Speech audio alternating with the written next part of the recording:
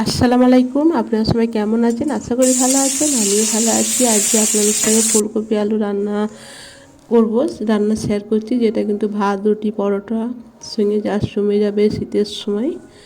তার জন্য দেখুন এখানে দুটো ফুলকপি নিয়েছি। কোনো সিক্রেট মশলা ছাড়াই রান্না করব, ঘরোয়া কিছু মশলা দিয়ে, যেটা রেগুলার বাড়িতে থাকে সবার। ফুলকপিটাকে ভালো করে কেটে ধুয়ে নেব। এদিকে কাঁচা লঙ্কা, আদা আর টমেটো নিয়েছি, এটা একটা পেস্ট বানিয়ে নেব। পুরো ভিডিওটা স্কিপ না করে দেখবেন, আশা করি ভালো লাগবে। যদি কোনো অংশ ভালো লেগে থাকে একটা লাইক, চ্যানেল নতুন চ্যানেলকে সাবস্ক্রাইব করে পাশে থাকবেন। আর এখানে উনুনে দেখুন 1 মগ গরম পানি দিয়ে দিলাম, দিয়ে সামান্য লবণ দিয়ে দিচ্ছি। লবণ দিয়ে পানিটা ভালো করে একটু ফুটে আসা পর্যন্ত অপেক্ষা করব।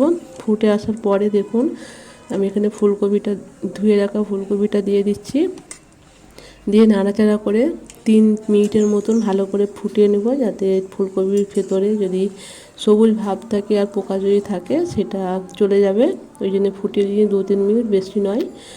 তারপর নামিয়ে নিয়েছি। তারপর এখানে দেখুন কড়াইয়ে আবারও তেল দিয়ে দিয়েছি, একটু বেশি করে তেলটা দিয়েছি, যাতে এই তেলটাই রান্না করে নেব। লবণ আর হলুদ দিয়ে ভালো করে আলুটাকে ভেজে নিতে হবে।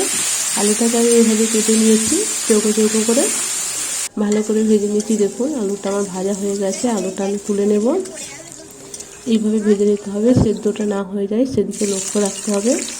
আর তারপরে ফুলকপিতে সামান্য লবণ, 1 চিমটি হলুদ দিয়ে ফুলকপিটা একটু ভাজা ভাজা করে নেব। আঁচটা পুরো হাই, মিডিয়াম টু হাই রাখতে হবে। ফুলকপিটা আমার ভাজা হয়ে গেছে, এটা আমি তুলে নিচ্ছি।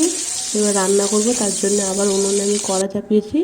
তাতে সামান্য জিরে, গোটা জিরে আর তেজপাতা ফোড়নে দিয়ে দিচ্ছি, আর একটা মিডিয়াম সাইজের পেঁয়াজ কেটে দিয়েছি, সেটা দিয়ে দিচ্ছি।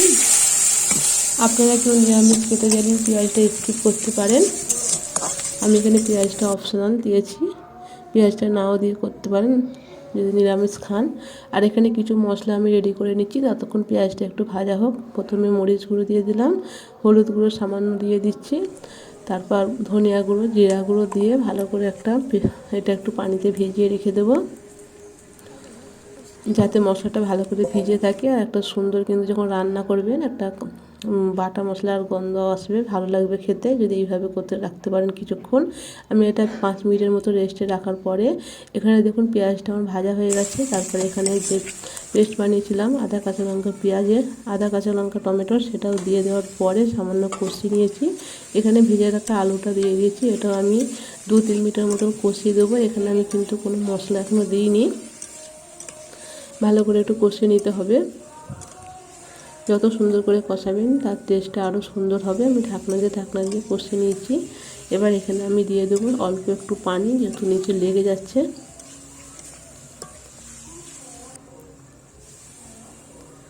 পানি দিয়ে আবারও একটু কষিয়ে নেওয়ার পরে এখানে আমি ভেজে রাখা ফুলকপিটা আবার দিয়ে দেবো। ফুলকপি আলু ভালো করে আবারও কষাতে থাকবো। যত ভালো করে কষাবেন ততই কিন্তু রান্নার টেস্ট বেড়ে যাবে। এবার এখানে মশলা দিয়েছি, লবণ আর ভেজানো মশলাটা দিয়ে দিচ্ছি, দিয়ে ভালো করে বাটিটা ধুয়ে পানিটা দিয়ে দিলাম। এইভাবে কষাতে থাকবো 4 থেকে 5 মিনিটের মতন, ঢাকনা দিয়ে কষাতে হবে। এইভাবে ফুলকপি আলু একবার রান্না করে খেয়ে দেখবেন, ভাত, রুটি কিংবা পরোটা, লুচি যাই খান না কেন তা দিয়ে খাওয়া যাবে। সব কিছুতেই কিন্তু এই ফুলকপি আলুর তরকারি জমে যাবে যদি এইভাবে বানাতে পারেন ঘরোয়া কিছু উপকরণ দিয়ে। দেখুন আমার কষানো কিন্তু হয়ে আসছে, পুরো একদম মশলাটা আলু ফুলকপির সঙ্গে কিন্তু লেগে গেছে। এইভাবে কষিয়ে নিতে হবে। এখানে আমি গরম পানি দিচ্ছি, গরম পানি দিলে তরকারির টেস্টটা কিন্তু ভালো হয় বেশি। আমি এখানে গরম পানি দিচ্ছি, পানিটা কম বেশি আপনাদের ব্যবহার করবেন। আমি যেহেতু উনুনে রান্না করছি পানিটা এইভাবেই রেখেছি, আর একটু তাই পানি দেবো, দিয়ে ঢাকনা দিয়ে রেখে দেবো। সেদ্ধ হয়ে যাওয়ার পরে আমি ফিরে আসছি। আঁচটা মিডিয়াম টু লো আঁচে রেখে 10 মিনিট রান্না করে নিয়েছি। এখানে দেখুন ফুলকপি আলু সবই সেদ্ধ হয়ে গেছে।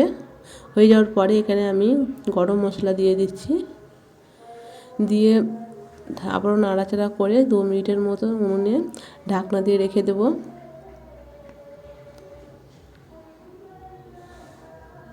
আমার কিন্তু ফুলকপি আলুর তরকারি রান্না কিন্তু কমপ্লিট হয়ে গেছে।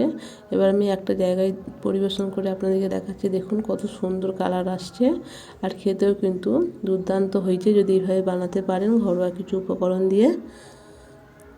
আমি তো গরম গরম ভাত খাচ্ছি এটা দিয়ে। এখানে আমি ভিডিওটা শেষ করছি। সবাই ভালো থাকবেন, সুস্থ থাকবেন, পাশে থাকবেন। আমিও সবার পাশে আছি, সবাই কিন্তু সাপোর্ট করবেন।